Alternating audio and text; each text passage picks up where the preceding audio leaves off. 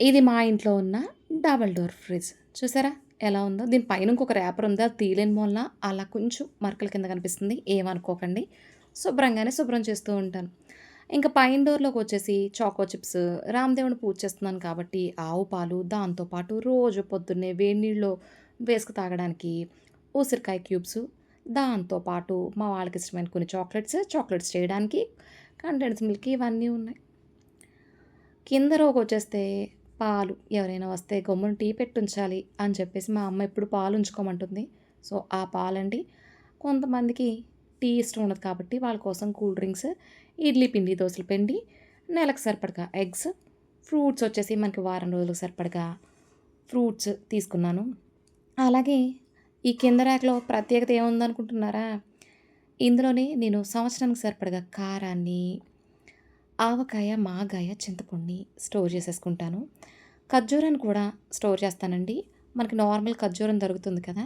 వాటిలోని ఇక్కలు తీసేసి, ఎండబెట్టేసి ఇలా ఒక డబ్బాలో అయితే స్టోర్ చేసుకుంటాను. నాకు ఇయర్లీ వచ్చేసి ఒక 5 కేజెస్ డేట్స్ అయితే ఖర్చవుతూ ఉంటాయి.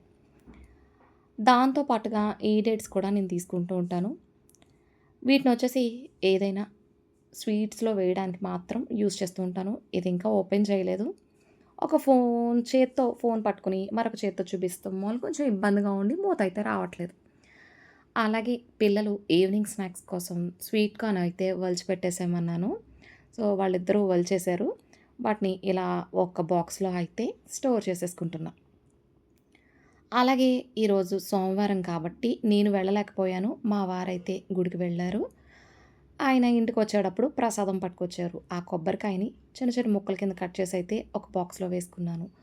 అలాగే పెరుగు పైన మీగడొస్తూ ఉంటుంది కదా! దాన్ని స్టోర్ చేస్తూ ఉంటాను నెయ్యి కోసం. ఆ డబ్బా అండి ఇదైతేని. ఇది కొంచెం ఖాళీగా ఉందేంటి అని అనుకుంటున్నారా? ఇక్కడే ఆవకాయ, మాగాయ, చింతపండు స్టోర్ చేస్తూ ఉంటాను. కారం ఆల్రెడీ పక్క దాంట్లో ఉంది. దాన్ని ముట్టుకోలేదు నేనైతేని. అలాగే బెల్లాల్లో 2 రకాల బెల్లాలను యూజ్ చేస్తాను. సో, ఆ బెల్లాన్ని ఇలా ఒక తురిమేసుకొని అయితే పెట్టేసుకుంటానండి కంటైనర్స్‌లో అయితేని. మీకు చూపిస్తున్న స్టీల్ డబ్బా వచ్చేసి నెయ్య. మార్చ్‌లో వచ్చేసి మషాలాలు, పచ్చళ్ళు అయితే తయారు చేసి పెట్టుకోవాలనుకుంటున్నాను మరి.